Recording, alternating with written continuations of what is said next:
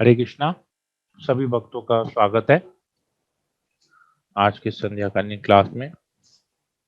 तो हम लोग रामायण के ऊपर चर्चा कर रहे हैं और हमने पिछले क्लास में देखा कि किस प्रकार जो है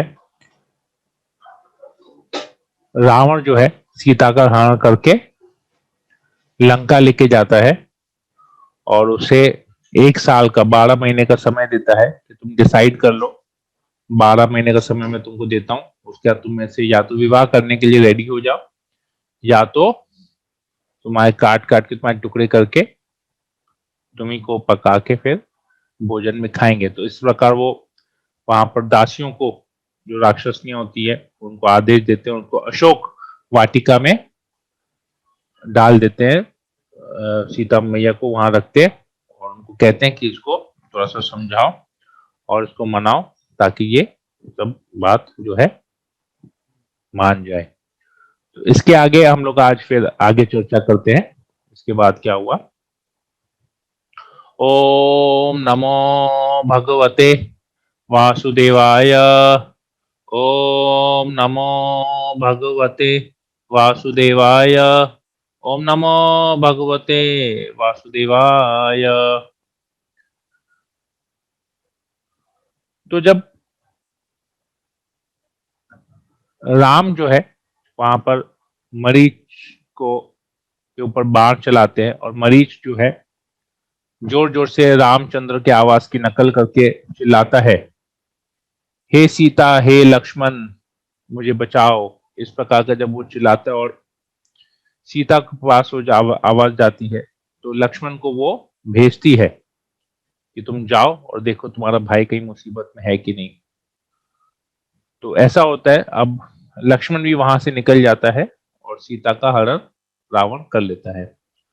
तो अब जब रामचंद्र वहां पर रहते, जब वो मरीच को जो है मारते हैं, अब वो वापस लौट रहे होते हैं और लौटते समय जिस रास्ते से वो गए थे बहुत दूर, मरीच उनको आश्रम से, पंचवटी से काफी दूर लेके गया था और उस रास्ते से फिर वापस आ रहे थे और आते आते रामचंद्र जो है सोच रहे थे कि ये मरीच ने तो मेरी आवाज की नकल की और इसे बुलाया। अगर लक्ष्मण ने ये आवाज सुना होगा या फिर अगर सीता ने ये आवाज सुना होगा तो उसने जरूर लक्ष्मण को कहा होगा कि तुम जाओ, और लक्ष्मण हो सकता है वो भी निकला हो सीता को अकेले छोड़ के, मेरी तलाश में ये आया हो। और जिस प्रकार मरीच जिस हिसाब से भाग रहा था और मैं उसके पीछे पीछे जा रहा था, मुझे ऐसे लग रहा था कि ये मुझे गुमराह करने के का प्रयास कर रहा है। इस प्रकार से रामचंद्र जो है सोचते सोचते वापस आ रहे थे। जैसे वापस आ रहे थे तो वहां के दूसरे भी जानवर थे और जो पक्षियां थी वो लोग ना रामचंद्र के पास में आए और ऐसे गोल गोल उनके चारों तरफ घूमने लगे, जैसे उनको कुछ बोलना था। इस प्रकार से वो लोग कर रहे थे। तुरंत रामचंद्र, जैसे हिरन है ऐसे गोल गोल घूम रही थी, और भी जो गिलहरी है वगैरह, वो चिड़िया जो है आसपास रामचंद्र के चेहरे के आसपास ऐसे उड़ रही थी, जैसे उनको कुछ बोलना है रामचंद्र को। तो रामचंद्र को ऐसा देख के लगा कि जरूर कुछ हुआ है। तो ये सब हाव भाव देख के मुझे लग रहा है कि कहीं कुछ गड़बड़ है। तो अपनी गति को बढ़ा देते हैं, जो पैदल वापस आ रहे थे गति को बढ़ा देते हैं ताकि वो जल्द से जल्द वापस अपने घर यहाँ पर पंचवटी में आ सके। तो वहीं पर उनका फिर सामने लक्ष्मण से मुलाकात होता है और वो देखते हैं कि लक्ष्मण किस तरह हड़बड़ाते हुए उसी साइड आ रहा है और राम और चंद्र का एक दूसरे से सामना सामनी उनका, वो लोग एक दूसरे को देखते हैं और तुरंत रामचंद्र जो लक्ष्मण को टोक देते हैं कि तुम यहां पर क्यों आए हो, तुमने ये क्या किया, मैंने तुमको बोला था कि तुम कुछ भी हो जाए तुम सीता को अकेले छोड़ के मत आना, फिर तुम वहां से सीता को छोड़ के क्यों आए हो, मुझे इसका उत्तर दो। मुझे लगता है कि कहीं कुछ गड़बड़ हुआ है। तुम इस प्रकार तुम भी मुझे ढूंढते ढूंढते आए हो। तो रामचंद्र कहते हैं मन च मेदीनम इह अपृहष्टम चक्षु च स्वयं कुरुते विकारम असंशयम लक्ष्मण न अस्ति सीता हृता मृता वपति वर्तते वा। कहते हैं कि मेरे मन में मन च मेदीनम यह अपरिहष्टम, मेरे मन में कुछ जो है दुख उत्पन्न हो रहा है। और मेरी जो बाई आंख है चक्षु च स्वयं कुरुते विकारम, मेरी जो बाई आंख है वो भी फरफरा रही है। मुझे लग रहा है कि कुछ अपशगुन हुआ है, क्योंकि मेरे मन में भी ऐसा उत्पन्न हो रहा है और मेरी बाई आंख भी फरफरा रही है। असंशयम लक्ष्मण न अस्ति सीता, अब मुझे पूरा यकीन हो गया है लक्ष्मण, मुझे पूरा यकीन हो गया है कि जो सीता जो है वहां पर अभी नहीं है। हृता मृता व पति वर्तते वा, या तो इसका किसी ने अपहरण कर लिया है, हरता मरता, या किसी ने इसको मार दिया है, या ऐसा भी हो सकता है पति वर्तते, वो हम लोग को तुम्हारे पीछे पीछे वो भी निकली होगी और वो कहीं रास्ता भटक गई होगी, मुझे ऐसा लग रहा है। फिर कहते हैं यदि जीविते वैदेही गमिष्याम्य आश्रमं पुनः सुवृत्ता यदि वृत्ता सा प्राणान तक्ष्यामि लक्ष्मण। कहते यदि जीविते वैदेही गमिष्याम्य आश्रमं पुनः, अगर ऐसा है कि सीता जीवित नहीं है तो मैं दोबारा उस आश्रम में, उस कुटिया में वापस जाना नहीं चाहूंगा। और मैं क्या करूंगा, सुवृत्त यदि वृत्ता सब प्राणा त्यक्ष्यामि लक्ष्मण, मैं तुरंत यहीं पर ही अपने प्राणों को भी त्याग दूंगा। ये चीज यहां कहते हैं। तो भागवतम में इसके बारे में बहुत सुंदर एक वर्णन आता है श्रीमद् भागवतम में। कहते हैं कि क्योंकि भगवान रामचंद्र जो है इस प्रकार का शोक मना रहे हैं कि सीता के विरह में इस प्रकार का शोक मना रहे हैं, तो ये भगवान रामचंद्र खुद ये दिखा रहे हैं कि जो मनुष्य है, क्योंकि यह रामचंद्र मनुष्य का रोल कर रहे हैं, कैरेक्टर प्ले कर रहे हैं, तो उस मनुष्य के उस भाव में वो पूरी तरह से अपने आप को डाल दिए, उस कैरेक्टर में अपने आप को डाल दिए। जैसे हम देखते हैं कोई मूवी होता है या कोई स्टेज प्ले होता है, कोई ड्रामा होता है, तो उसमें जो भी व्यक्ति उस किरदार को निभाता है तो वो उस किरदार में पूरी तरह से घुस जाता है, और हमको कभी कभी देख के ऐसा लगता है कि यही इसकी असलियत है। वो एक्टिंग इतनी अच्छी तरह से करता है जैसे लगता है यही उसकी असलियत है और यही वो व्यक्ति है, परंतु वो उस किरदार को वो एक रोल निभा रहा है। तो यहां पर भी क्योंकि रामचंद्र जो है मनुष्य के रूप में यहां पर आए हैं, तो मनुष्य की भांति यहां पर वो इस प्रकार का प्रदर्शन कर रहे हैं। जिस प्रकार मनुष्य प्रदर्शन करता है अपने पत्नी के विरह में, जिस प्रकार शोक में डूब जाता है, तो वो दिखाते हैं कि पत्नी के प्रति आसक्ति कितनी भयानक है कि इंसान भूल जाता है अपने आप को, सब कुछ इतना शोक में डूब जाता है अगर उसको अपने पत्नी के प्रति, अगर उसको पत्नी उसकी खो जाती है कहीं पर या पत्नी बिछड़ जाती है, तो उसके विलय में कितना शोक मनाता है। ये भौतिक जगत की आसक्ति है ये भगवान रामचंद्र यहाँ पर इस लीला से इसको दिखा रहे हैं। फिर लक्ष्मण को वो बोलते हैं कि तुम यहाँ पर आए क्यों, अब ये सब हो रहा है। तो लक्ष्मण जी साहब जैसे सुनते हैं भगवान रामचंद्र बोलते हैं कि मैंने उसको जानबूझ के नहीं छोड़ा है कि आपकी आवाज सुन के, मैं तो उसको बोला, मैंने तो सीता को समझाया कि रामचंद्र के साथ ऐसा कुछ हो ही नहीं सकता है, उनके ऊपर किसी भी प्रकार की आंच नहीं आ सकते, कोई असुर में ये क्षमता नहीं कि रामचंद्र को हानि पहुंचाए। परंतु जिस हिसाब से फिर मुझे टोकने लगी, कोसने लगी कि तुम्हारी नियत में खोट है, तुम मुझे भोग करना चाहते हो, तुम भरत के साथ मिले हुए हो, इस प्रकार से जब वो मुझे कोसने लगी तो मजबूरन मैं वहां से फिर निकल गया, क्योंकि मैं उसको दुखी नहीं देख सकता था, सीता को मैं उसको इस तरह का देख नहीं सकता था। तो उसके इस स्वभाव को देख के, ऐसी बातों को सुन के मैं फिर वहां से निकल गया। तो भगवान रामचंद्र ने कहा, तुमको पता है औरतों का स्वभाव कैसा होता है, वो बहुत जल्दी गुस्सा हो जाती है, क्रोध करती है, क्रोध में अनशन बोलती है, उनका तो आदत ही है ये तो औरत का स्वभाव ऐसा है।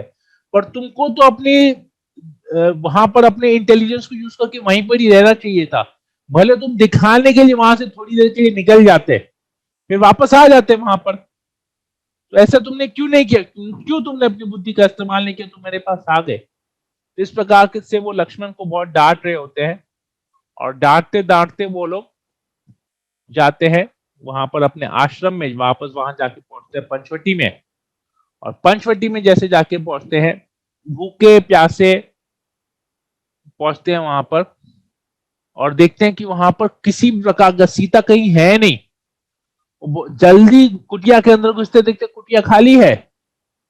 फिर पीछे की तरफ जाते हैं, कहां पर, कि जहां पर वो अपने बगीचे में जाते हैं, जहां पर सीता जो है फूलों को तोड़ती थी, वहां जाते हैं बगीचे में, वहां से लाते सीता सीता, वहां देखते सीता नहीं है। वापस फिर कुटिया के अंदर आते हैं, सीता नहीं है। फिर दूसरी जगह जाते हैं, पीछे में उनके घर, उनके आश्रम के पीछे में एक आंगन था, जहां पर हिरन, गिलहरी, चिड़िया, अलग अलग पक्षी वहां आते थे, जहां पर सीता उनके साथ समय बिताती थी, उनके साथ खेलती थी। वहां पर गए, वहां पर भी सीता नहीं है। फिर वापस आते हैं कुटिया के अंदर, फिर दूसरी जगह जाते हैं जहां पर वो बैठ के अपने पूजा करती है, तो वहां पर जाते हैं, तो वहां पर भी सीता उनको नहीं दिखती है। और ऐसे करते करते सब जगह आसपास, इधर उधर सब जगह पागलों की तरह ढूंढते हैं सीता को, लेकिन कहीं उनको सीता नहीं दिखती। और फाइनली वो पूरी तरह से शोक में डूब जाते हैं, क्योंकि उनको सीता कहीं नहीं दिखती है।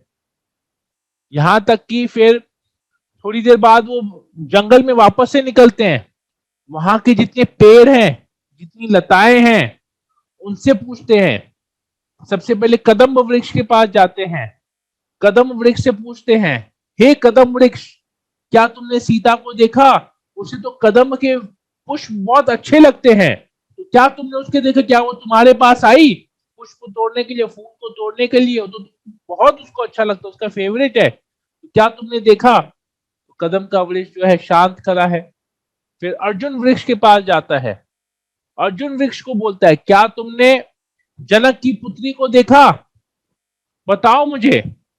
इस प्रकार वो एक एक वृक्ष के पास, बिल्व के पास, ककुबा के पास, तिलक के पास, अशोक वृक्ष के पास, ताल गाछ के पास, आम के वृक्ष के पास, इस प्रकार सभी जितनी वहां पर वैरायटीज थी, साल के पेड़ के पास, धावा के पास, कुड़ुआ के पास, दादिमा के पास, बकुल के पास, पुनाग के पास, चंदन के वृक्ष के पास, केटक के वृक्ष के पास, इतने सारे अलग अलग वृक्ष होते हैं। हर एक वृक्ष के पास रामचंद्र जाके पूछते, क्या तुमने सीता को देखा? क्या तुमने जनक की पुत्री को देखा? क्या तुमने मेरी पत्नी को देखा? इस प्रकार से एक एक के पास, यहां तक कि वो हिरन से पूछते हैं, हाथी से पूछते हैं, शेर से पूछते हैं, बाघ से पूछते हैं, अलग अलग जानवरों से पूछते हैं, पक्षियों से पूछते हैं, क्या तुमने सीता को देखा? कहीं से उनको कोई उत्तर नहीं आता, और वो वहीं पर ही बैठ जाते हैं। फिर लक्ष्मण उनको दिलासा देते हैं, कहते कि यहाँ पर नहीं, अब किसी से कोई जवाब नहीं है ना, मतलब सीता यहाँ है नहीं, वो गई आगे की तरफ, चलिए हम लोग आगे की तरफ साथ में जाते हैं और ढूंढते हैं। तो ऐसे करते करते वो लोग जो है घने जंगल में चले जाते हैं, पहाड़ के उस पार चले जाते हैं, और नदियों के वहां पहुंच जाते हैं, पर सीता उनको कहीं नहीं मिलती है। फिर जाते हैं तो देखते हैं वहां जटायु, जटायु गिरा पड़ा है अधमरा, उसके पंख नहीं है। तो तुरंत वो जटायु के पास जाते हैं, और जटायु से पूछते, अरे ये जटायु आपको क्या हुआ? हे श्रेष्ठ जटायु, आपको क्या? जटायु तो इनके पिता के, दशरथ महाराज के परम मित्र हैं, और उन्हीं की उम्र के, अधेड़ उम्र के हैं जटायु, तो उनके पिता समान है, राम के पिता समान है वो। तो कहते हैं, हे सर्वश्रेष्ठ जटायु, आपने ये कैसे हुआ? आपकी ये दशा किसने की है? ऐसे आपके पर किसने काटे हैं? तो क्या हुआ, आप कृपया मुझे बताएं। तो जटायु बताते हैं कि किस प्रकार रावण जो है सीता को लेके जा रहा था, मैंने रावण को रोकने का प्रयास किया, उसने छल से मेरे दोनों पर काट लिए और जो है मैं यहाँ पर गिर गया। सीता बहुत रोई, मैंने उसको देखा, सीता रोते हुए जा रही, तो सीता ने मुझे कहा, उसने मुझे मना किया कि आप मत कीजिए, युद्ध मत कीजिए, पर मैं ऐसे कैसे उसको जाने देता। तो मेरा यह हाल हुआ। जो है दक्षिण दिशा की तरफ जो है सीता को रावण लंका की ओर लेके गया है। तो आप कृपया उस तरफ, उस स्थान में प्रस्थान कीजिए और आगे जाइए। तो इस प्रकार ये कहते ही जटायु अपने प्राणों को वह त्याग देते हैं और फिर रामचंद्र जो है एक आदर्श पुत्र के समान उनका देह का अंतिम संस्कार करते हैं, उनकी अस्थियों का विसर्जन करते हैं, गोदावरी में जाके उनके अस्थियों का विसर्जन करते हैं, वहां पर नहाते हैं, जो भी जैसा जो भी विधि होती है उस विधि के हिसाब से वो करते हैं और फिर दक्षिण दिशा की तरफ वो जो है जाते हैं सीता की खोज में। करते करते वो जैसे जाते हैं, घने घने जंगलों के बीच में जाते हैं, तो क्रौंच नामक एक वन में, जंगल में वो प्रवेश करते हैं। और जैसे ही क्रौंच नामक जंगल में प्रवेश करते हैं तो वहां पर देखते हैं कि उस जगह जो है थोड़ा सा देखने में अच्छा नहीं है। वहां पर एक अजीब सा एक वहां का वातावरण था।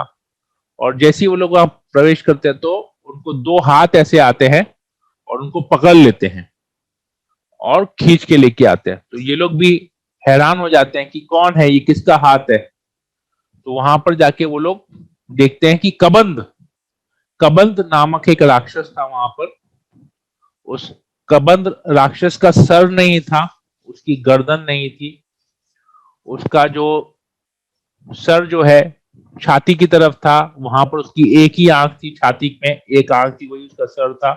उसके पेट में उसका मुंह था। इस प्रकार का वो कबंध के इस रूप को देखते हैं। तो कबंध उनसे पूछता है कि ये कबंध जो है और इसके जो हाथ थे, एक एक योजन लंबा, मतलब 8 मील लंबा एक एक हाथ था उनका। तो दोनों हाथ, एक हाथ 8 मील, दूसरा हाथ 8 मील। तो दूर से जाके कबंध 8 मील दूर जाके उसको राम लक्ष्मण को पकड़ते, तो 8 मील दूर तो उनको दिखाई नहीं देता कि कौन है। जब कबंध अपने पास लेके आता उनको पकड़ के, तब वो लोग देखते हैं कि ये कबंध के रूप को वो लोग देखते हैं। तो ये कबंध जो है वहां पर जिस प्रकार का ही जानवर होते थे, चाहे वो भालू हो, चाहे शेर हो, हाथी हो, कैसे भी हो, सबको ऐसे पकड़ के खा जाता था, हमेशा भूखा रहता था। और इस प्रकार उसने राम लक्ष्मण को, जो भी वहां आता था उसको पकड़ लेता था, उसको काट लेता था, खा जाता था। तो राम लक्ष्मण से पूछते कि आप दोनों कौन हैं, आपकी ये चौड़े चौड़े कंधे हैं, आपके हाथ में ये धनुष और बाण है, और एक हाथ में धनुष है, एक हाथ में तलवार है, तो आप लोग हैं कौन, आप लोग यहाँ पर क्या कर रहे हैं, किस कार्य से आप यहाँ पर आए हैं। ठीक है, चलिए, जो भी देखने में तो आप क्षत्रिय लग रहे हैं, परंतु जिस किसी भी कार्य से आए हैं, मुझे अभी भूख लग रही है, मैं तो अभी आपको खाने वाला हूँ। मैं हमेशा भूखा रहता हूँ, मैं कुछ भी खाता हूँ, मुझे हमेशा ही भूख लगती है। अभी मैं सुबह से कुछ खाया नहीं हूँ, मैं तुरंत आपको अभी खाने वाला हूँ। तो जैसे उनको उठा के अपने मुंह में डालने जाते हैं दोनों को, तो उसी वक्त तुरंत राइट साइड से रामचंद्र और लेफ्ट हाथ में लक्ष्मण जो है, दोनों अपने तलवार को ऐसे निकालते हैं और कबंध के दोनों हाथों को काट डालते हैं, और वो हाथ जो है गिर जाते हैं नीचे। और जैसे ही गिर जाते हैं तो उनसे पूछते हैं कि आप लोग कौन है जिसने ये जो है इस मेरा ऐसे काटा है। तो लक्ष्मण पूछते हैं कि आप कौन है, पहले आप अपने बारे में बताइए। तो कबंध बोलता, आज तक ऐसा नहीं हुआ कि किसी ने मुझके ऊपर आक्रमण ऐसा किया, किसी में वो शक्ति नहीं थी, पर आप में शक्ति थी। तो बताते हैं कि आपका ये जो है इस प्रकार आपका कैसे हुआ है। तो लक्ष्मण बताते हैं कि ये जो है ये रामचंद्र है, ये राम है, दशरथ के पुत्र, एक स्वाकु वंश से आए हैं, दशरथ के पुत्र राम है। तो जैसे ये कहते हैं ये राम है और मैं उसका भाई लक्ष्मण हूं, तो कबंध को स्मृति आ जाती है कि किस प्रकार उसको ये रूप मिला था, ऐसा रूप।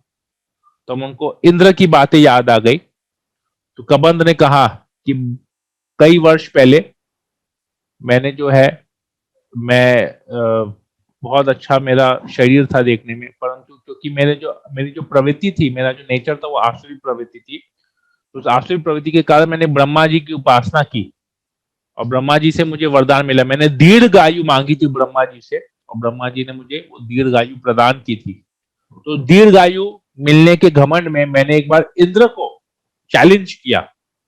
इंद्र को चैलेंज किया यही सोच के कि मुझे तो दीर्घायु है, मुझे कोई मार नहीं सकता है। परंतु इंद्र ने क्या किया, अपने वज्र से जो है मुझ पर आक्रमण किया और मेरे गर्दन को काट दिया, मेरे माथे को काट दिया और मुझे अधमरा करके वो छोड़ दिया। मैं भी घमंड में था, पर फिर मुझे रियलाइज हुआ, मुझे ये एहसास हुआ कि मैंने ये क्या किया है। तो मैंने फिर इंद्र से क्षमा मांगा और इंद्र से प्रार्थना की कि अब बगैर इसके मैं कैसे रहूंगा। मैंने इंद्र को बोला कि ऐसे तो मैं यमराज के पास चल जाऊंगा, मैं नरक जाऊंगा, क्योंकि इस ऐसे शरीर में रहने से अच्छा है कि मैं नरक चले जाऊं। तो इंद्र कहते हैं नहीं, क्योंकि तुमने ब्रह्मा जी से दीर्घायु मांगी है, तो मैं उस तुम्हारे इस ब्रह्मा जी के इस वरदान को मैं रहने देता हूं और मैं तुम्हें क्षमा करता हूं। तो कवन पूछता कि मैं कैसे, तुमने जो वज्र से आक्रमण किया मेरे ऊपर, मेरे जांघों को काट दिया है, मेरे सर को काट दिया, मेरे गर्दन को काट दिया, मैं क्या करूं। तब इंद्र ने क्या किया, मेरे जो है पेट में मेरा मुंह बना दिया और मेरी छाती में मेरे सर को रख दिया और मुझे वहां पर एक आंख वहां दे दी। और मेरे हाथों को, अब मैं तो कल चल नहीं पाता क्योंकि उन्होंने मेरी जांघों को भी काट दिया, तो मैं एक ही जगह बैठा रहता हूँ, तो मैं कहीं चल नहीं पाता। तो मैं इंद्र से कहा कि अब मैं यहाँ कैसे करूंगा, मेरे पास कुछ है नहीं, मैं कैसे कहीं पर जाऊंगा। तो इंद्र ने मुझे दो बड़े बड़े ऐसे हाथ दे दिए, एक एक योजन लंबा मुझे हाथ दे दिया और कहा कि इस हाथ में मैं इतनी शक्ति देता हूँ कि तुम किसी को भी पकड़ के खा सकते हो। फिर मैं ऐसे ही था और फिर इंद्र ने मुझे कहा कि रामचंद्र जब आएंगे यहाँ पर, वो तुम्हारे इस राम और लक्ष्मण आएंगे और तुम्हारे हाथों को काटेंगे और तब तुम्हारा उद्धार होगा। तो यही बात जो है मुझे वहां पर स्थूलशील नामक ऋषि मुनि ने भी, जब मैंने उनको भी ऐसे परेशान किया था, उन्होंने मुझे श्राप दिया था और उन्होंने यही कहा था कि तुम इस शरीर से, श्रापित शरीर से केवल रामचंद्र ही तुमको उद्धार तुम्हारा कर पाएंगे। तो वो जब आएंगे तो मुझे दोनों चीज तुलसीर ने भी कहा था और साथ ही साथ मुझे इंद्र ने भी कहा था।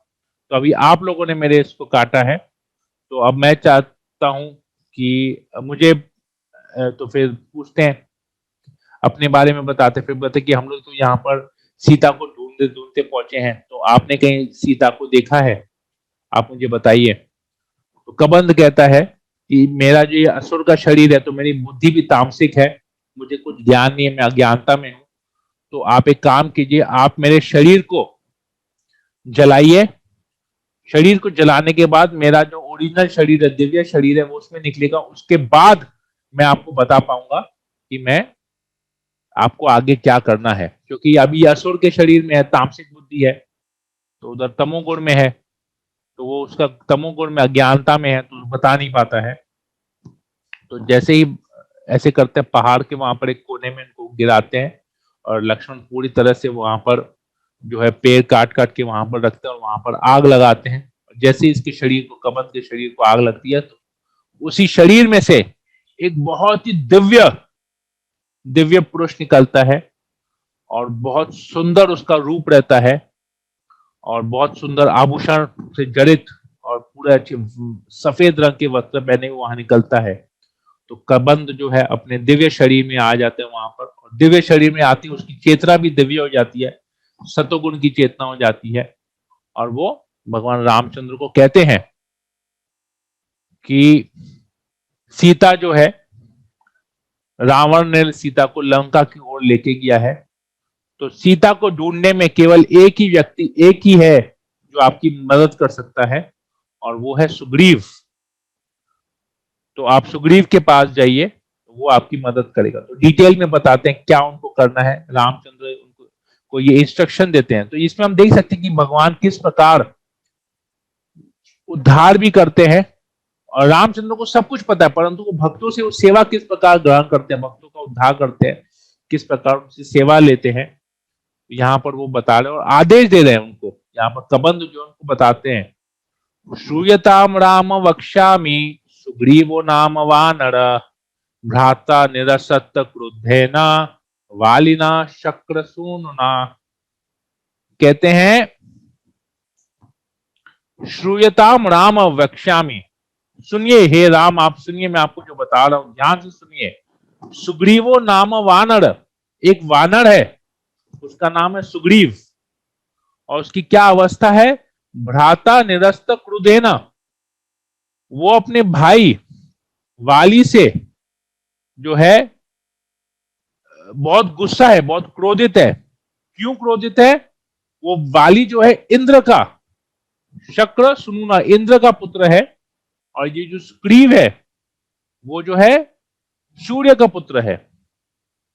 ऋषि मुखे गिरिवरे पंपा पर्यंत शोभिते निवस्ति आत्मवान वीर चतुर्भी वानरे। कहते हो ऋषि मुखे गिरी, ऋषिमुख पर्वत है, वो कहां पर है, पंपा सरोवर के आप सामने देखिएगा, पंपा नामक एक बहुत बड़ा स्थान है, पंपा पर्यंत शोभिते, एक बहुत शुभ जगह है, जो पंपा की वजह से वहां पर पंपा सरोवर बोल के है, वहां पर पंपा सरोवर के आसपास इतनी सुंदरता है। वहीं पर आप जाइएगा, पंपा के पास पहुंचेगा और सामने देखिएगा ऋषिमुख नामक एक पर्वत है, वहां पर निवसति आत्मवान वीर, वहां पर वो वीर सुग्रीव वहां पर निवास करता है। चतुर्भी वानर, 4 और वानर हैं, सुग्रीव के साथ 4 और वानर है, ये 5 जन वहां पर ऋषिमुख पर्वत में एक गुफा है, वहां पर वो लोग रहते हैं। और सुग्रीव के बारे में बताते हैं कि वो किस प्रकार, सुग्रीव के यहाँ पर गुणों का वर्णन करते हैं। कहते हैं वानरेंद्रो महावीर्य तेजोवान अमित प्रभ सत्य संगो विनीत च धीतिमान मतिमान महान। कहते हैं कि वो जो है ना वानरों में श्रेष्ठ है, वानरेंद्रो महावीर्य, बहुत महावीर्य है, बहुत बड़ा वीर है, बहुत बड़ा तेजवान है, सत्य है, सत्यवान है, सत्य संगो विनीत, वो बहुत बड़ा सत्यवान है, सत्यवान बहुत आदर्श में चलने वाला है, धृतिमान है, मतलब कौशल है उसमें बहुत, मतिमान है, बहुत इंटेलिजेंट है। फिर आगे कहते हैं दक्ष प्रगल्भो दुयोतिमान महाबल पराक्रम भ्राता विवासिते वीर राज्य हेता महात्मना।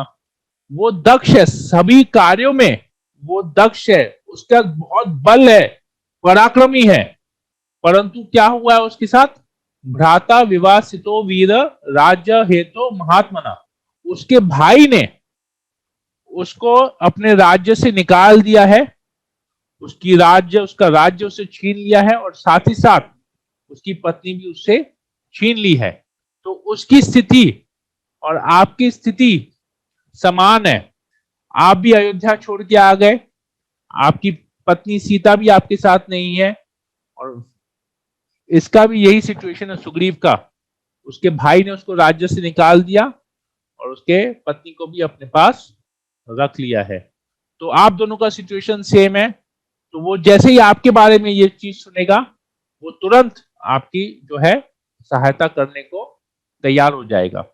आप वहां जाइए, आप सुग्रीव को देखिए, हो सकता है सुग्रीव को देखने में वो आपको एक साधारण सा वानर लगे, परंतु ऐसा गलती मत कीजिएगा, उसमें वो बहुत मायावी है, वो तुरंत अपने रूप को चेंज कर सकता है, और अगर आप उसकी सहायता करेंगे, अगर आपने उसकी सहायता की है, तो जिंदगी भर, जीवन भर आपका कृतज्ञ रहेगा, और केवल कृतज्ञ नहीं, आप जो भी उसको कहिएगा आपकी वो हर एक बात को मानेगा, आपकी हर प्रकार से वो सहायता करेगा, हर प्रकार से आपकी सेवा करेगा।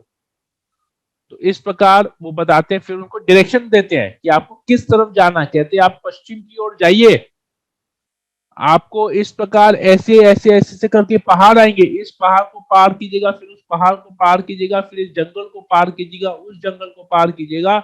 ऐसे करते करते करते करते फिर आप एक बहुत सुंदर जो है तालाब वहां पर आएगा, बहुत सुंदर एक सरोवर आएगा वहां पर, जिसका नाम है पंपा सरोवर। वहां पर आप अनंत नाना प्रकार के बहुत सुंदर सुंदर पद्म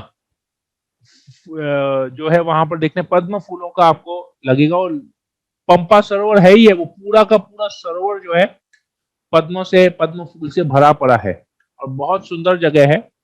तो आप वहां पर जाइएगा, और जब वहां जाने से पहले, जब आप जंगलों को पार कीजिएगा, तो पंपा के जस्ट पहले, पंपा सरोवर के जस्ट पहले वहां पर आपको मतंग ऋषि का आश्रम मिलेगा।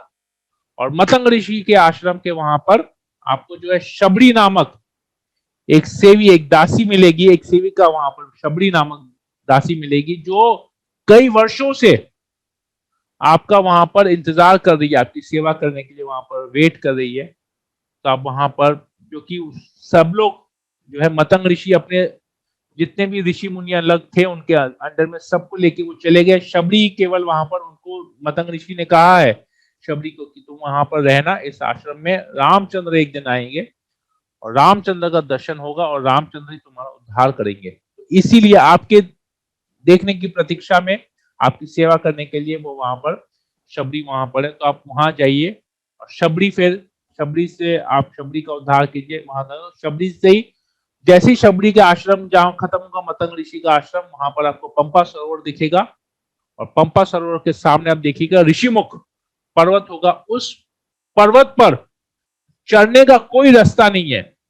वो पर्वत जो है, क्योंकि वानर रहते हैं वहां पर, क्योंकि वानरों को रास्ता नहीं चाहिए होता, वानर पेड़ पेड़ पे चढ़ते चढ़ते चढ़ते चढ़ते बड़े से बड़े पहाड़ तक की ऊंचाई तक पहुंच जाते हैं। तो वहां पर उस पहाड़ पर कोई आज तक चढ़ नहीं पाया, वहां जाने का कोई रास्ता नहीं है। आप वहां पर जाइए, पहाड़ को सांप और हाथी वहां पर उस पहाड़ की सुरक्षा करते हैं, सुरक्षा करते हैं। तो वही एक जगह है जिसका नाम है ऋषिमुख पर्वत।